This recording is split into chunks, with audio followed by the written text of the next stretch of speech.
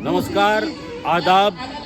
मैं आपके साथ महताब। इस मुल्क की बर्बादी का तुम ख्वाब न देखो, इस ख्वाब की जालिम कोई ताबीर नहीं है। इस मुल्क की बर्बादी का तुम ख्वाब न देखो, इस ख्वाब की जालिम कोई ताबीर नहीं है। और सिख हिंदू मुसलमान ईसाई सभी का ये वतन है। भारत किसी के बाप की जागीर नहीं है।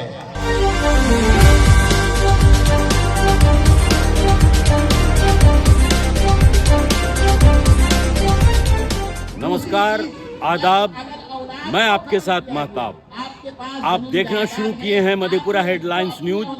आपका स्वागत है। इस वक्त हम मधेपुरा जिले के अंतर्गत NH 106 झिटकिया के पास मौजूद हैं। आपको बता दें, जो 2025 में वक्फ बिल पास हुई है, उनके विरोध में तमाम ओलमाए, तमाम मुस्लिम समुदाय के लोग जो पुरजोर विरोध कर रहे हैं इस नए एक्ट को लेकर। आपको बता दें, मैं अपने दर्शकों को बताना चाहता हूं कि वक्फ है क्या। आपके मन में होता होगा कि वक्फ शब्द है क्या, तो ये आपको बता दें कि ये वक्फ जो शब्द है, ये अरबियन शब्द है। इसको हिंदी में आप दान भी कह सकते हैं। जितने मुस्लिम समुदाय के लोग हैं, जो पूर्वजों ने अपने जमीन को वक्फ दिया, यानी दान दिया, वक्फ कर दिया, उनको समाज के कल्याण के लिए, समाज सेवा के लिए, ये इस जमीन पर किसी का मालिकाना हक नहीं है। लेकिन नए बिल में और देखरेख के लिए जिला पदाधिकारी को दिया गया है सारा जिम्मेदारी है कि वक्फ बिल जो है इसको वापस लिया जाए, इसका पुरजोर विरोध किया जाए और रोड पर सभी पूरे देश में हर जगह वक्फ बिल के विरोध में मुस्लिम समुदाय के लोग उतरे हुए। मधेपुरा हेडलाइंस के तमाम दर्शकों को बता दें कि इन दिनों वक्फ बिल को लेकर 2025 में जो पारित हुई है, हर जगह हर राज्य में मुस्लिम समुदाय के लोग इसका पुरजोर विरोध कर रहे हैं और बिल वापस लेने की मांग कर रहे हैं। आपको बता दें कि इस्लाम में वक्फ उस संपत्ति को कहते हैं जिसे किसी व्यक्ति ने धार्मिक या समाज सेवा के उद्देश्य से दान कर दिया हो। एक बार वक्फ घोषित होने के बाद वह संपत्ति बेची या हस्तांतरित नहीं की जा सकती है और उसका उपयोग केवल समाज के कल्याण के लिए किया जाता है। बिहार में वक्फ के पास इतनी जमीन है कि बस जाए दूसरा राज्य।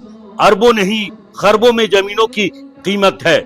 बिहार अल्पसंख्यक कल्याण विभाग की तरफ से दी गई जानकारी के मुताबिक वक्फ प्रदेश की 29,000 बीघा से ज्यादा जमीन पर मालिकाना हक रखता है। कि पिछले दिनों वक्फ संशोधन को लेकर बनाई गई JPC की टीम ने बिहार का दौरा किया था। इस दौरान उनके पास एक रिपोर्ट जमा की गई जिसमें बताया गया कि बिहार में इस समय 2 वक्फ बोर्ड संचालित है, जो एक शिया और दूसरे सुन्नी के पास है। तकरीबन बिहार के पास 29,000 बीघा जमीन है। इनमें शिया जो मुस्लिम समुदाय से ही आते हैं, वक्फ बोर्ड के पास उनके पास जमीन है और सुन्नी वक्फ बोर्ड के पास जमीन है।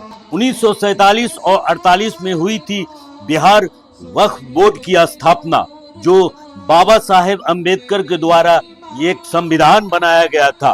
बिहार राज्य में सुन्नी वक्फ बोर्ड की स्थापना 1948 में बिहार में वक्फ के भीतर बेहतर प्रशासन के लिए की गई थी। आपको बता दें, बिहार से ज्यादा इन राज्यों में वक्फ की संपत्तियां कुल 7,85,934 संपत्तियां हैं। वक्फ के पास सबसे ज्यादा संपत्ति उत्तर प्रदेश में है, इसके बाद बंगाल में। वक्फ के पास 80,480 और तमिलनाडु में 60,223 संपत्तियां हैं। वक्फ बोर्ड के पास 9 लाख एकड़ से ज्यादा की संपत्ति है। रिपोर्ट के मुताबिक वक्फ बोर्ड के पास करीब 9 लाख एकड़ से ज्यादा की संपत्ति है। जमीन के मामले में वक्फ बोर्ड तो देश का तीसरा सबसे बड़ा भूस्वामी है। वक्फ बोर्ड से ज्यादा जमीन सिर्फ रेलवे सशस्त्र सुरक्षा बल के पास है। देश में पहला वक्फ कानून 1954 में आया था। उस समय नेहरू सरकार ने वक्फ बोर्ड अधिनियम 1954 के तहत भारत से पाकिस्तान गए। मुसलमान की ज़मीन वक्फ बोर्ड को दे दी और आज 2025 में ये बिल पास हुई है। इसी के खिलाफ तमाम मुस्लिम समुदाय जो हर राज्यों में हर जगह विरोध प्रदर्शन कर रहे हैं। और अगर आप इसको कवर कर सकते हैं, कवर कीजिए, ताकि हुकूमत तक ये बात पहुंचनी चाहिए कि इस मुल्क की बर्बादी का तुम ख्वाब न देखो, इस ख्वाब की जालिम कोई ताबीर नहीं है। इस मुल्क की बर्बादी का तुम ख्वाब न देखो, इस ख्वाब की जालिम कोई ताबीर नहीं है। और सिख हिंदू मुसलमान ईसाई सभी का ये वतन है। भारत किसी के बाप की जागीर नहीं है। सिख हिंदू मुसलमान सिख ईसाई सभी का ये वतन है। भारत किसी के बाप की जागीर नहीं है। पहले तो हमें ये समझना चाहिए कि वक्फ है क्या। इस्लाम में वक्फ एक इबादत है। जिस तरह रोज़ा, नमाज, हज, ज़कात ये इबादत है, उसी तरह वक्फ भी एक इबादत है। और मुसलमान अपनी कीमती जायदाद को या उसके मुनाफे को, फ़ायदे को अल्लाह की रज़ा और उसकी खुशी के लिए अपनी मिल्कियत से निकाल के अल्लाह की मिल्कियत में दे देता है, ताकि कौम और मिल्लत के माशी और इसी तरह उनकी जो है दीनी ज़रूरत उससे पूरी हो। इसे वक्फ कहते हैं। इसके इंतज़ाम और इंसराम के लिए वक्फ बोर्ड बनाया गया, जो इसके इंतज़ामात को देखे, इस पर नाजायज़ कब्ज़ा ना हो सके, इसके फ़ायदे लोगों तक पहुँच सके, उसे वक्फ बोर्ड कहते हैं। और उसी वक्फ बोर्ड को 1995 एक्ट के ज़रिए मजबूत किया गया। फिर 2013 में उसे मज़ीद मजबूत किया गया। जो 1995 एक्ट है उसमें यह कहा गया था कि वक्फ बाय यूज़ यानी इस्तेमाल की बुनियाद पर जो चीज़ें आज तक कब्रिस्तान समझी जा रही हैं या ईदगाह समझी जा रही है या मस्जिद समझी जा रही है, वो आइंदा भी यही समझी जाएगी। जो है संविधान के ऊपर भी हमला है और हमारी शरीयत के ऊपर भी हमला है। इसीलिए हम ये मुसलमान इस एक्ट को हरगिज़ कबूल नहीं करते हैं और उस वक्त तक हम लोग लड़ते रहेंगे जब तक ये वक्त एक्ट वापस न ले। और इससे किसी मुसलमान का भला नहीं है, बल्कि ये डायरेक्ट हमला है हमारी मस्जिदों पर, मदरसों पर, खानकाहों और कब्रिस्तानों पर। इससे किसी मुसलमान का भला नहीं होने वाला है, बल्कि भला मोदी सरकार अंबानी को देना चाहती है, क्योंकि हिंदुस्तान में सबसे बड़ी महंगी बिल्डिंग अंबानी के वक्फ की जमीन पर बनी हुई है। और ये मोदी सरकार सिर्फ अंबानी को बचाने के लिए ये वक्फ एक्ट ये बिल लाया है कि वो बच सके।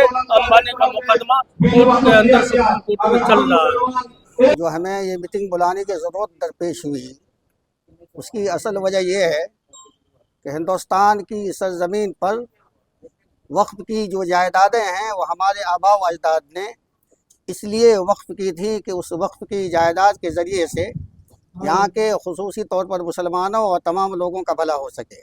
लेकिन अफसोस की बात यह है कि इस मुल्क के हुकूमत करने वाले हुक्मरानों ने मुसलमानों के लिए नित नए दिन कुछ ऐसे नए काले कानून ला करके मुसलमानों के दिलों को मजबूर करने की कोशिश की जा रही है, जिससे हम लोग बहुत ज़्यादा परेशान हैं।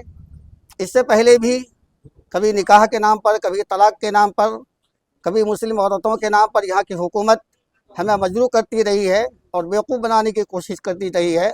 और अभी मौजूदा 2024 में उन्होंने एक बिल लाने की कोशिश की और उसको आज 2025 में उसको उन्होंने एक्ट बना दिया है।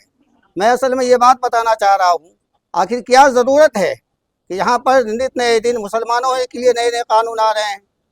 अगर यहाँ की हुकूमत मुसलमानों के लिए संजीदा है तो यहाँ की हुकूमत अपने पार्टी के अंदर मुस्लिम जो हुक्मरानी कर रही है वहाँ पर मुसलमानों को क्यों रिजर्वेशन देना नहीं चाहती है। आज उनके यहाँ 240 जो उनके पास अभी एमपीज़ हैं, कम से कम हमको 15% ही दे रहे तो हम कम से कम 40 हमारे एमपीज़ हो जाएं। और 40 एमपीज़ अगर आ जाते हैं तो यहाँ के मुसलमानों का बड़ा भला होगा। लेकिन सही बात यह है कि उनका मकसद मुसलमानों की भलाई नहीं है, उनका मकसद यहाँ के मुसलमानों के दिलों को मजबूर करना है, परेशान करना है और यहाँ के मुसलमानों का हर तरह से तकलीफ में डालना है। आज वक्फ की बिल के वक्फ जो एक्ट बनाने की कोशिश की जा रही है, इसके अंदर ऐसे नए कवानीन लाने की उन्होंने कोशिश की है कि आने वाले वक्त में वक्फ की सारी ज़मीनें हमने वक्फ की हैं, लेकिन उसके अंदर ऐसे लोग वहाँ पर आ जाएंगे कि हम चाह करके भी हमारी ही ज़मीन जो हमने वक्फ की है उसके ऊपर हम अपने तौर तरीके से काम नहीं कर पाएंगे।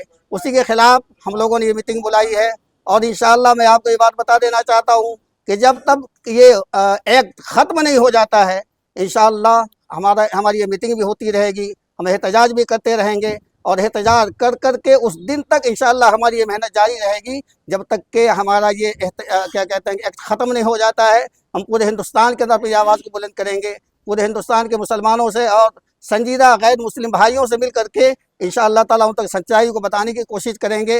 और हुकूमत से हम दरख्वास्त करना चाहते हैं कि जल्द से जल्द इस एक्ट को ख़त्म करे ताकि हमारा दिल जो आज परेशान है हम लोगों को इस परेशानी से निकलने में मदद मिल सके। मोहम्मद रुस्तम अली रहमानी। आप देखते रहे मधेपुरा हेडलाइंस न्यूज।